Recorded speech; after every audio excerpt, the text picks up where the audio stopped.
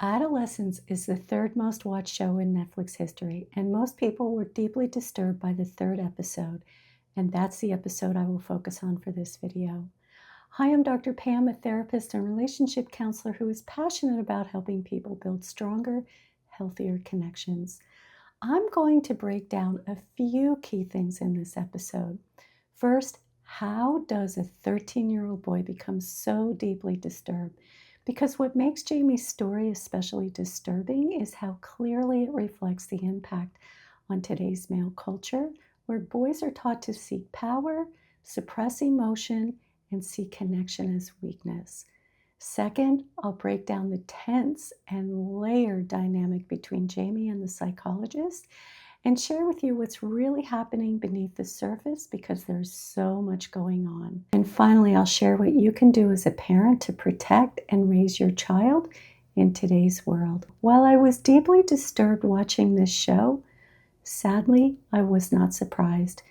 Before becoming a therapist, I spent 8 years as a social worker working in homes where child abuse was present. And to be clear, I am not saying that Jamie was abused by his parents or that abuse led him to murder. There's so much more to it, and I'll explain that. Sadly, it's complex. My work as a social worker showed me firsthand that even very young children can become deeply disturbed. It was the most difficult part of my job, and you can see that over the course of her time with Jamie, the psychologist felt the same. What stays with you isn't only the behavior of the child, but the haunting question of how they got there so young. What went unseen, unheard, or unmet in their short lives that allowed so much rage, pain, and shame to build up inside of them? I was also a college professor for 20 years, and I often showed a video called Tough Guys, a 1999 documentary which refers to the idea that many boys and men adopt a tough, violent facade to conform to societal expectations of masculinity.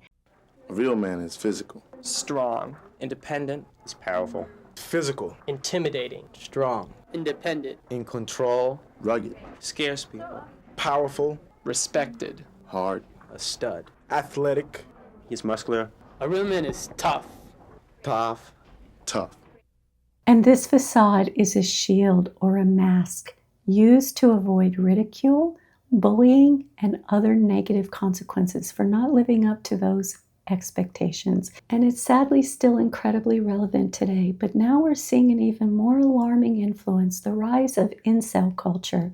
This toxic messaging is reaching boys at younger ages, shaping how they view themselves, women, and the world. And it's having a very real and dangerous impact on their development, which I will talk about. I'm going to start at the beginning of episode 3. And if you're here, I'm assuming you've already seen the series and you know what's happened so far.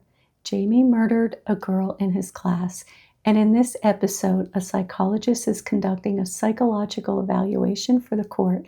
That's an important distinction. This is not a therapy session. It is a court-ordered evaluation. That means, given the context, the psychologist holds power in the room. And you can see how that power affects Jamie throughout the episode.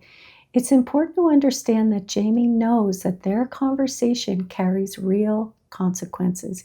He's aware that what he says and how she interprets it can be used against him and could ultimately harm him because she is reporting to the court.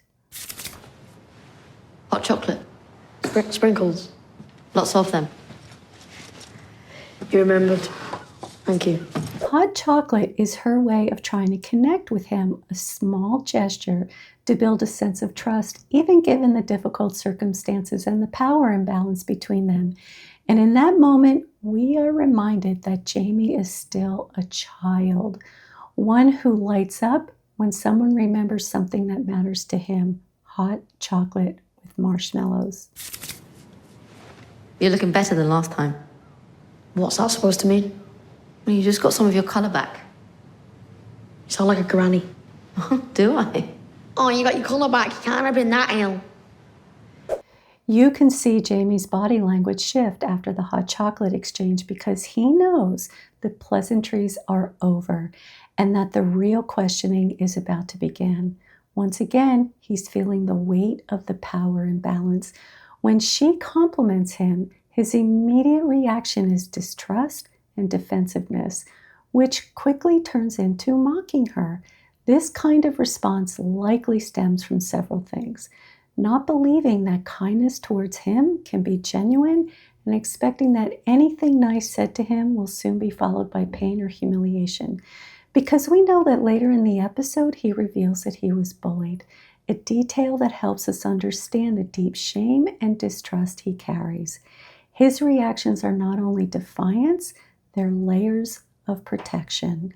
The psychologist begins asking Jamie about his father and grandfather, introducing the topic of masculinity, and this is how Jamie responds. I think about when I hear the word masculine would be the way that masculine... This all started because I said you sounded like a granny. What? This all started because I said you sounded like a granny. And now you're just going on about masculine stuff. Yes? So Jamie accuses the psychologist of bringing up this topic as retaliation for him mocking her. This tells us she touched a sensitive nerve. He's clearly uncomfortable talking about the male figures in his life and the subject of masculinity. Not understanding where the conversation is headed, he interprets it as a personal attack. That's why he says she's only bringing it up because he called her a granny. He's deflecting from a topic that feels threatening and likely shameful. Your actual questions. Is this right, Jamie? Do you know whether this is wrong, Jamie? Now you're just chatting shit. I hope I'm not. Well, you are, because the first time you're all, if an adult guinea pig eats one of its kids, is that normal or weird? Now you're, what do you call bread? So Jamie says that when they first met, she asked what he calls actual questions, but now he accuses her of changing things. He says, now you're, what do you call it, bright, in a mocking, almost belittling way, because he feels threatened. This feels like a trick. Trick? Trick into what? But my dad's okay. All right? Okay, I know. Just talking about him. There isn't a need. When Jamie says this feels like a trick and insists there's no need to talk about his dad, it's a huge moment. It reveals just how unsafe and exposed he feels. We have to remember that he's only 13. His brain is still developing, especially the parts responsible for emotional regulation, impulse control, and perspective taking. The conversation is touching on something deeply personal and likely painful. His relationship with his father. You can see throughout this series that Jamie is always worried about his dad. He wants his father's approval, and it's clear that that runs deep for him. There is likely so much more going on in that relationship, and I'm sure there's a lot to unpack. So why does he react this way? Why does he feel like it's a trap? Because for Jamie, vulnerability has likely never felt safe. He's carrying the pain of being bullied, the weight of his father's anger, and the rigid cultural messaging around masculinity, messages that tell boys to toughen up, stay guarded, and never show weakness. I also wrote down that I wanted to talk to you about what being a man feels like. You want to cock and balls, do you? I'm interested in what being a man feels like for you. I don't know.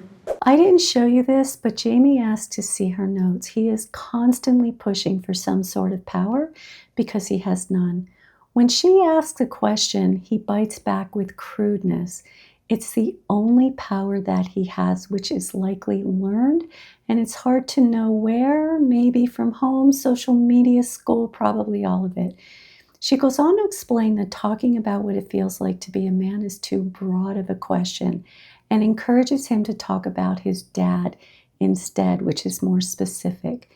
Jamie eventually shares this. He's never hit me. Okay, go on. Go on, what? Is that what this is all about? Well, why'd you call him angry? He just gets mad. We all do. Okay, that's okay. Many children feel a strong sense of loyalty towards their parents, and that often continues into adulthood. For Jamie, Speaking honestly about his father's anger may feel like a betrayal. That perceived disloyalty can trigger deep feelings of shame, like he's being a bad son, just for acknowledging the truth of his experience. He's pulled the shed down once when he was in a proper rage, but that's as bad as it gets. Were you frightened? No, I thought it was quite funny at the time. He doesn't judge. He's a kind person. Jamie just shared that his dad tore down a shed in a fit of rage, but he brushed it off as funny. Then almost immediately he defends his dad, saying his dad doesn't judge and he's a kind person. Even though this isn't a therapy session, moments like this where someone tries to make sense of or minimize a parent's harmful behavior are usually explored very slowly and carefully in therapy. But in this case, the psychologist is conducting an evaluation, not long-term therapy. She doesn't have the luxury of time, and that lack of time comes at a cost to Jamie. And that cost is emotional safety. When someone feels rushed or questioned too directly about something painful, especially when there's already shame and loyalty involved, it can shut them down or cause them to lash out. Instead of feeling safe to explore what's really going on, Jamie likely feels exposed, judged, or even manipulated, which only deepens his defenses and distrust. Jamie begins to share a memory of his dad watching him playing a football game. He says that whenever he messed up, his dad would look away. Just...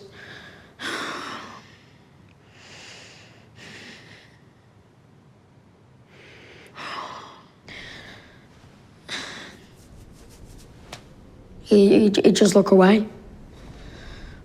As you watch this moment, pay attention to the emotional torment Jamie experiences just talking about it. It shows how deeply he has internalized his father's disappointment and shame. Look at this image of Jamie. He's sitting in a heavy sense of shame, clearly searching for some kind of relief from it. And then he says this. How did you feel when you saw that shame? You're supposed to say he wasn't. Am I? Yeah. You're supposed to say, oh, but he wasn't ashamed. But he just thought that, Jamie. Oh, but is that what you really think? He wouldn't be ashamed, not of his kid. Anger is often a reaction to present feelings of shame, especially in men. And that's exactly what we're seeing in Jamie. He's angry because he feels she isn't helping him out of that shame. When she doesn't say that his father wasn't ashamed of him, Jamie interprets it as she is siding with his father, as if she's agreeing that his father had a reason to be ashamed of him. That makes him feel even more shame and even more angry. Can I ask you a question? Of course you can. Can you get me out of this place? I'm afraid I'm of no use to you there. Why couldn't they put me in a proper prison? A better facility wasn't available. Or putting me in a madhouse? He wants out, and his anger is escalating, not just because he wants out, but because he feels helpless and full of shame. When she tells him that he must stay, it pushes him over the edge. He feels trapped, and that intensifies his rage. Helplessness and shame are powerful emotional triggers, and in this moment, they explode as anger. It's all accused. If I did it, if I hurt her, then I get it, but I didn't, so... I understand it, Jamie. I don't want to sit down. If you don't sit down, I have to stop this discussion. Maybe I want you to. Do you? It'd piss you off, that, wouldn't it? You'd have to go home and then come back again. Jamie, if you do not sit... Look out! I want to sit down!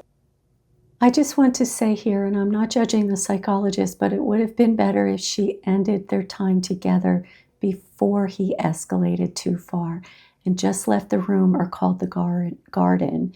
He was escalating out of control, and there was nothing, absolutely nothing, that she could have said to de-escalate him at this point. But let's talk about why he exploded into rage, but I just want you to watch a little bit more, and then I'll talk about it. You do not tell me when to sit down!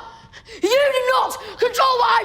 Look at me now! You do not control what I do in my life! Get that in that little head of yours! It's so jarring to watch this. The first thing I wondered in this moment was, who spoke to him that way, or who did he witness speaking that way?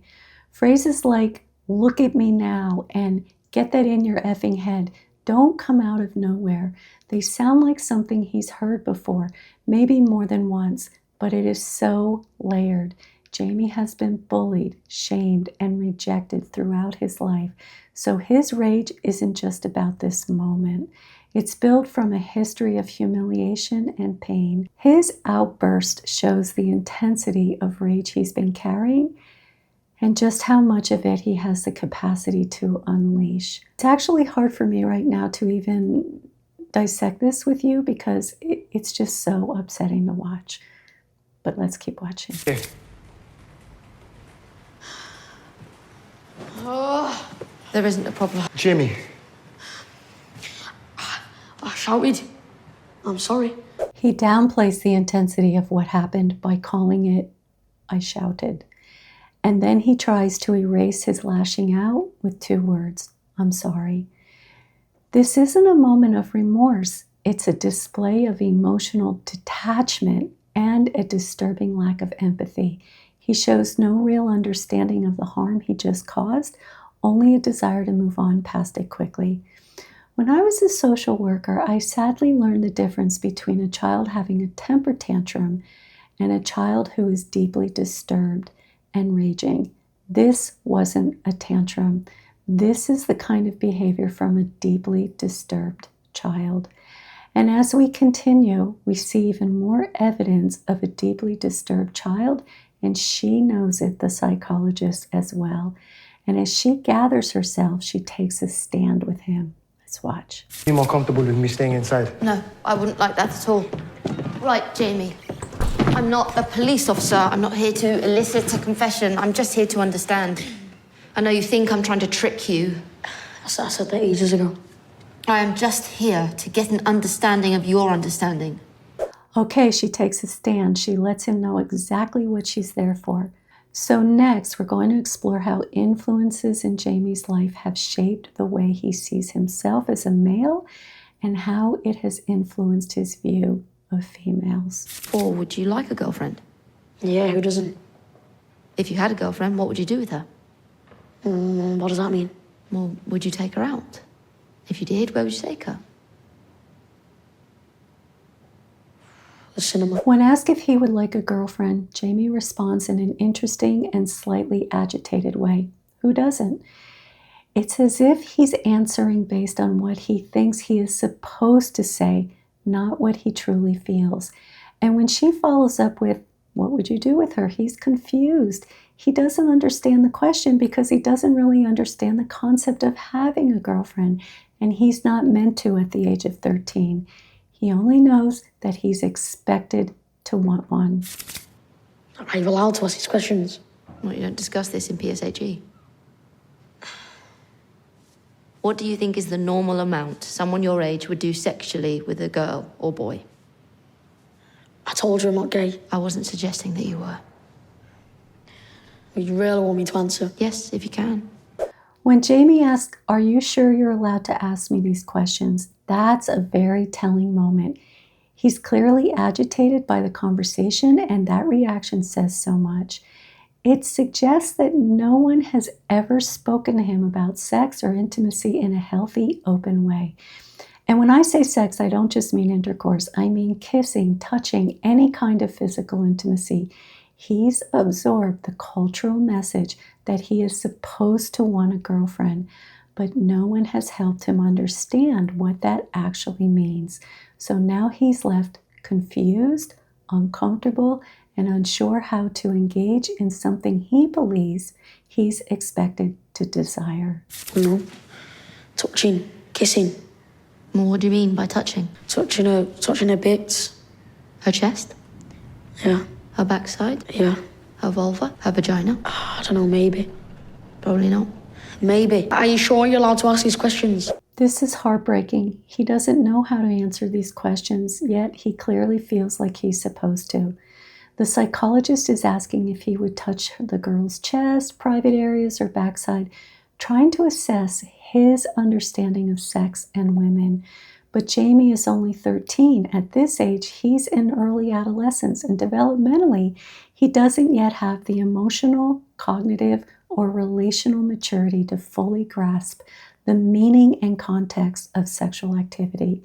He's caught between cultural expectations and his limited understanding, and it shows in his discomfort and his confusion. You think it's normal for a 13-year-old heterosexual boy to have engaged in touching of a girl's chest and her backside? Above or below clothes? Below. Maybe above. Mostly. I've actually done all that. When Jamie says he's actually done all that touching, what he really is saying is this: even if I haven't, I have to say I have, because admitting I haven't would be shameful. He goes on to say that a girl touched him, and then he says he liked it, but then he takes it back and he says he didn't like it. And then he takes it back, saying he never touched a girl. For him, it's less about truth and more about protecting himself from the shame of not living up to what he thinks is expected of him as a male. You seen porn photos?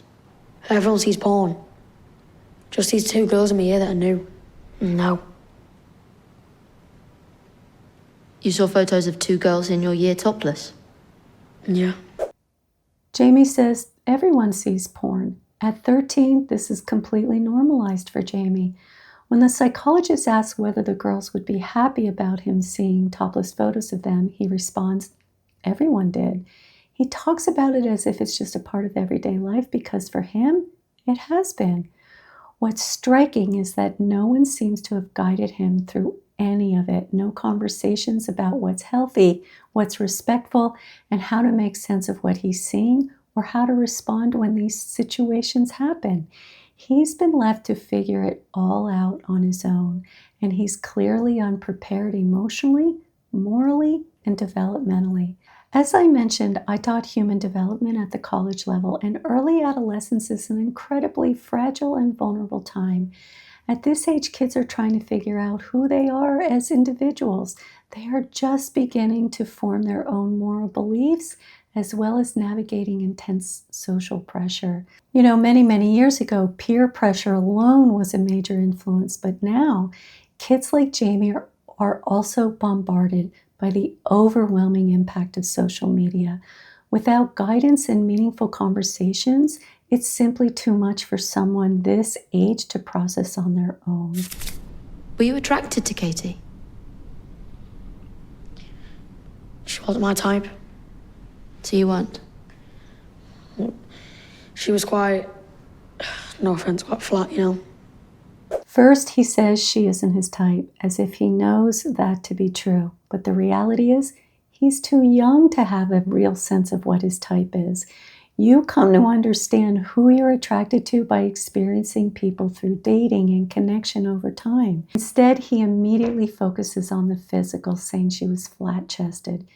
This is what he's learned. He's been taught, whether through peers, porn, or culture, that women are to be evaluated based on their bodies. He's learning to see women as sexual objects and nothing more. Why did she send it to Fidget? I don't know, she fancied him. So she was trying to attract him? I think he asked her. He's not going to get any more pictures, though, is he? No, she's dead. The conversation moves from disturbing to chilling. Jamie shows no sadness, no empathy, no remorse that Katie is dead. At 13, even with limited emotional maturity, you would expect some reaction: shock, guilt, sadness, or even confusion, but there's nothing. He's completely detached. That kind of emptiness at his age is not normal. It's deeply troubling. It shows just how disconnected he is from the reality of what he's done. Do you think girls are attracted to you? No, of course not. Why, of course not? Because I'm ugly. How does that make you feel? Aren't you supposed to say I'm not ugly? At this age, it's common for kids to see themselves as unattractive. Puberty brings so many physical changes, and along with it comes a rise in social comparison, and usually downward comparison, where they view others as better or more desirable. And academic challenges also tend to surface during this age, making self-esteem even more fragile. So feeling insecure is typical, but for Jamie, it's likely much more severe. You can see the shame surface when he says to the psychologist, "Aren't you supposed to say I'm not ugly?" He's not just looking for reassurance, he's asking her to rescue him from the shame he's drowning in. As the conversation continues, Jamie accidentally admits to killing Katie. He immediately begins to lash out, his anger escalates, and when the guard tells him to stop, he does, but then he quickly shifts into something even more chilling, intimidation. Let's watch. What was that? Signal away like a queen, yeah?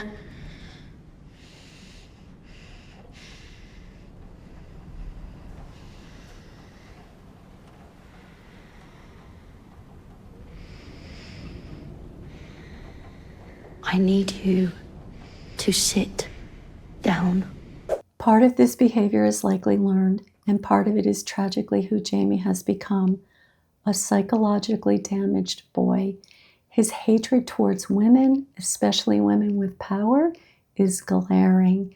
He asks the psychologist if she thinks she's a queen, mocking her authority in an attempt to tear it down. He tries to assert control because deep down he feels completely powerless.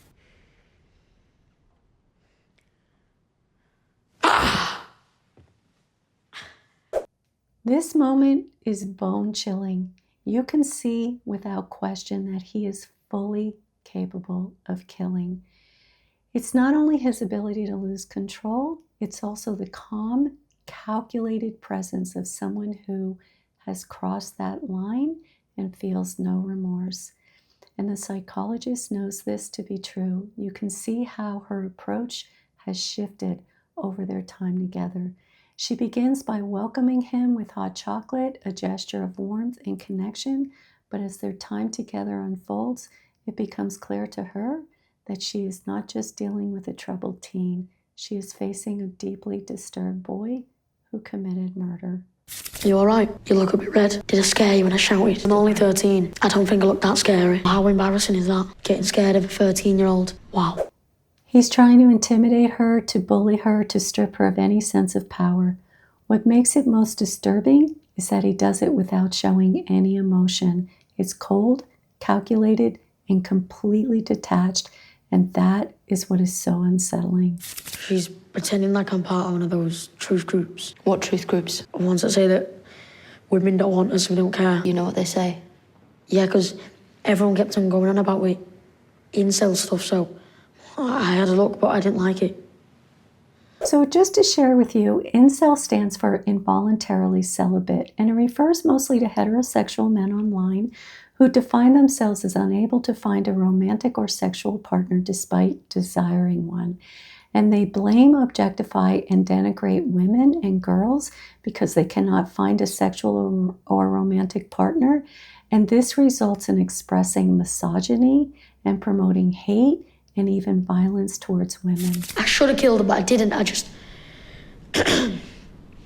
All I did was...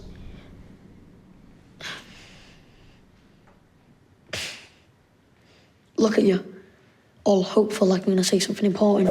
You can see the hatred, the cold, void of emotion way he talks.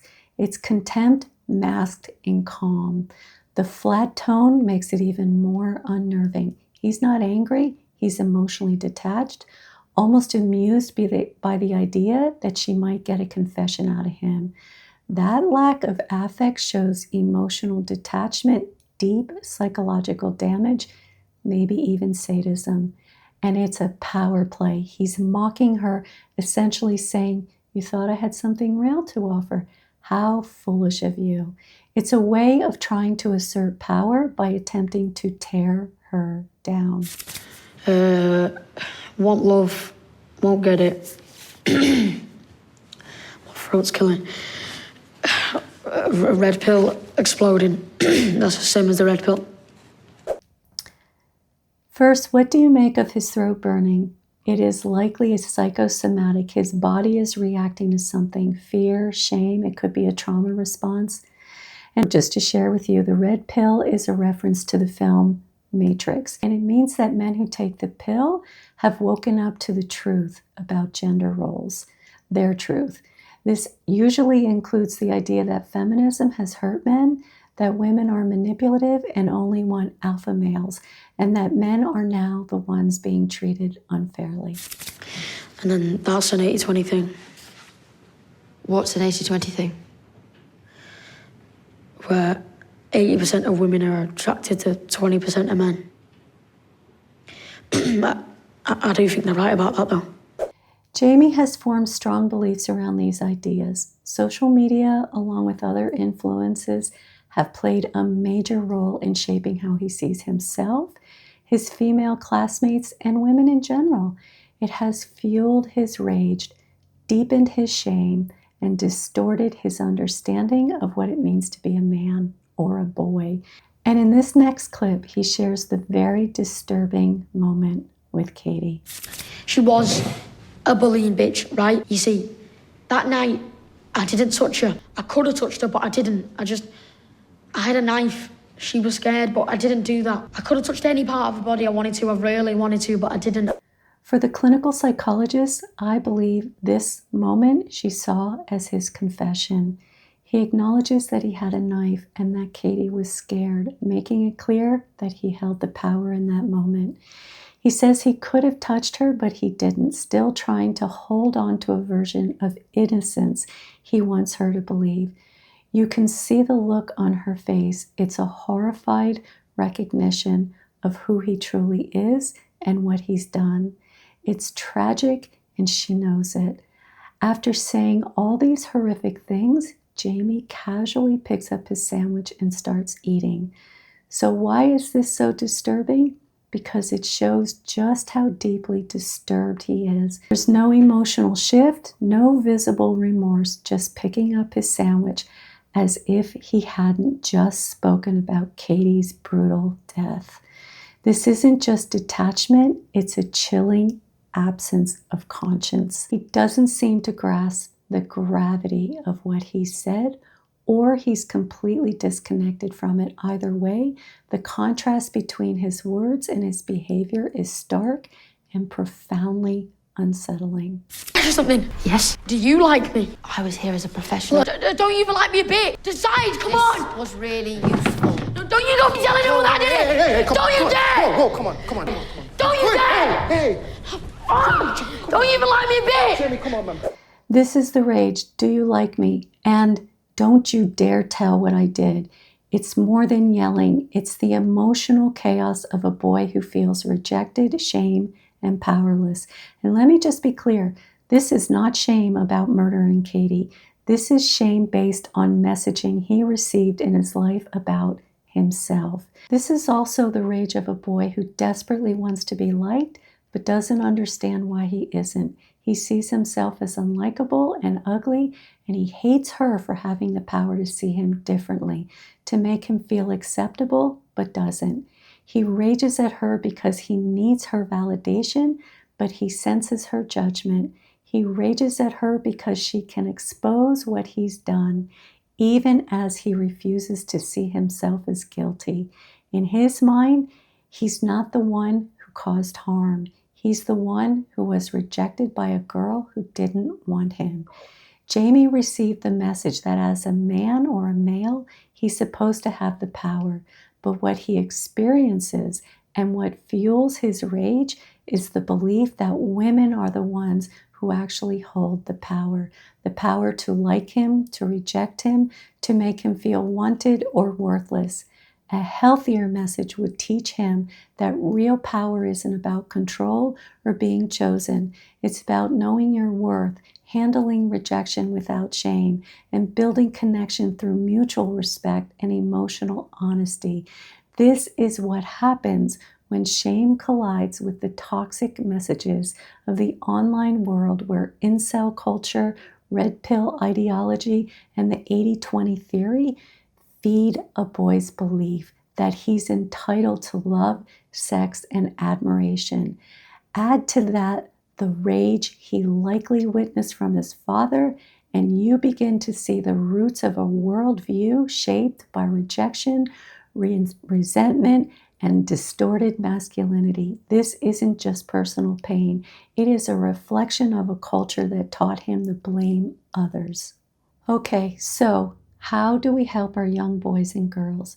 It's important to know that during adolescence, self-esteem often plummets. This is developmentally normal, but it is also a time when guidance is especially important. Teens are in the process of forming their identity, trying to figure out who they are as individuals. Sometimes this means pulling away or even rejecting their parents, not because they don't love you, but because they're trying to understand who they are separate from you. And yet, they still need you more than ever. As a parent, you're walking a tightrope, protecting them, guiding them, and supporting their growth, while also giving them space to become themselves. It's also important to remember that you alone will not fully shape who they become. Their world expands through school, friends, social media, and a broader cultural influence. And all of this plays a role in their development. This story isn't just about one disturbed boy. This is what happens when boys are raised to value power over vulnerability and control over connection. When shame and emotional pain have no healthy outlet, they can turn it into something dangerous. Your job is to stay connected, offer guidance, and support them without shame or rejection as they navigate this difficult and defining stage.